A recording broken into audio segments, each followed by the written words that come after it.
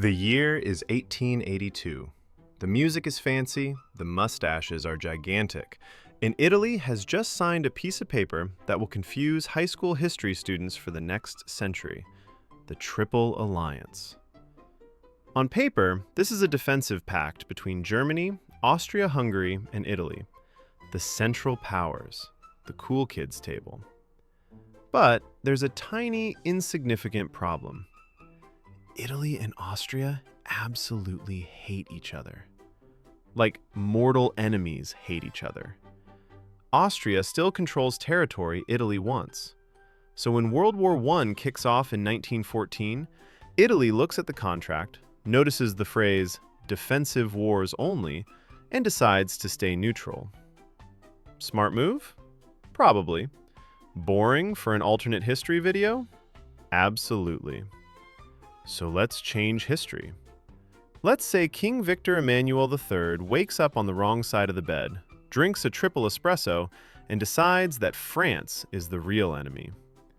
August 1914, the Archduke is dead. Germany declares war on Russia. France declares war on Germany. Britain is thinking about it. And Rome? Rome is buzzing.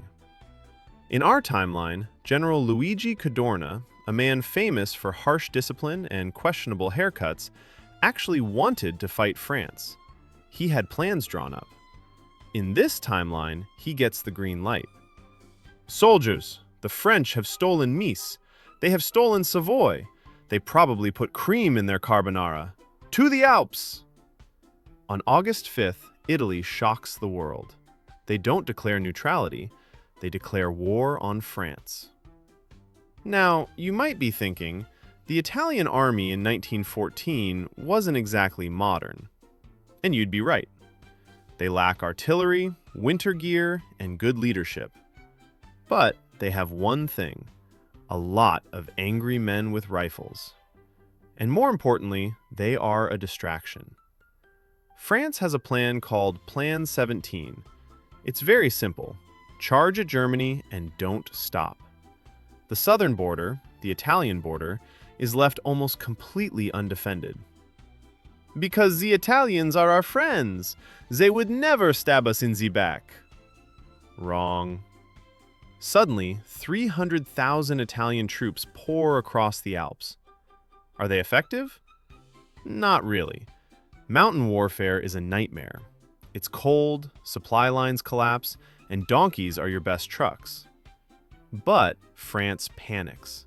They pull 15 divisions, hundreds of thousands of soldiers, off the line against Germany to rush south and defend Provence and Nice.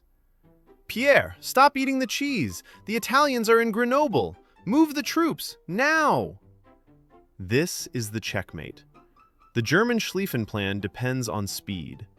In real life, the French stop Germany at the Miracle of the Marne by throwing in every soldier they have. In this timeline, those soldiers aren't at the Marne. They're fighting Alpini in the south. Germany smashes through Belgium. There is no Miracle of the Marne. There is only the fall of Paris. But what about Great Britain? The Royal Navy is the most powerful force on Earth. Surely they can save the day. Well, it's complicated. In real life, Britain dominates the Mediterranean with French support and later Italian support. Now the Mediterranean is hostile. The Italian and Austro-Hungarian navies combine forces. They can't defeat the Royal Navy, but they don't need to. They just need to be annoying. We cannot move ships through the Suez Canal. Italian mines near Sicily, our tea from India, our oil from Persia, it's all stuck. With the Mediterranean unsafe, Britain must sail around Africa. That takes weeks. Weeks they don't have. By October 1914, the British Expeditionary Force isn't fighting to win, it's fighting to escape. Think Dunkirk, 26 years early, with planes that look like lawnmowers. Meanwhile, in the east, Russia is being Russia. Millions of soldiers, half with rifles, the other half praying. In real history, Germany fights a two-front war for 4 years. Here, with France defeated by Christmas 1914, Germany does something terrifying. They put their entire army on trains and send it east. Cousin Wilhelm? Maybe we talk this out. A nice game of chess. 9. In the spring of 1915, the full German war machine slams into Russia. The Russian army collapses. The revolution doesn't happen in 1917. It happens in 1915. The Tsar is overthrown by his own generals. Russia sues for peace. The war is effectively over. By 1916, the guns fall silent. The Great War wasn't very great. It was short, brutal, and decisive. Time to carve up the map like a Thanksgiving turkey. Germany takes almost everything. Belgium becomes a puppet. French colonies are seized. Eastern Europe is reorganized into a massive buffer state, Mitteleuropa. And Italy? What do they get for taking the risk? We helped. We want Nice, Savoy, Corsica, Tunisia, and maybe a bit of Egypt. You barely made it out of the mountains. You can have Nice, Savoy, Corsica, and maybe a discount schnitzel coupon.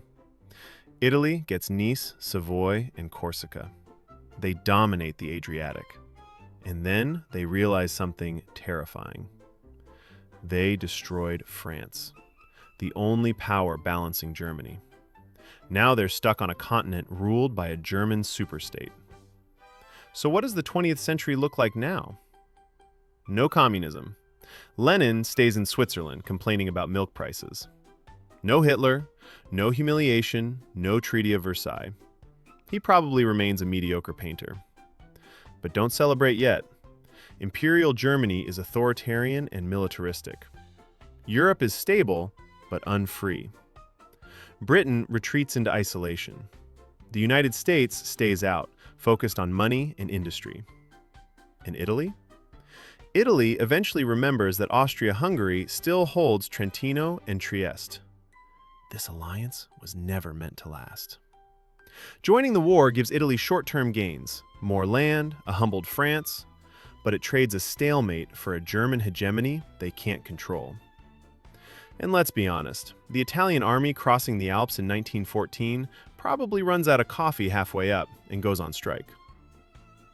This was an alternate history scenario. Would Italy really have succeeded? Or would the French have crushed them in the mountains? Like, subscribe, and ring the bell, or General Cadorna will manage your daily schedule.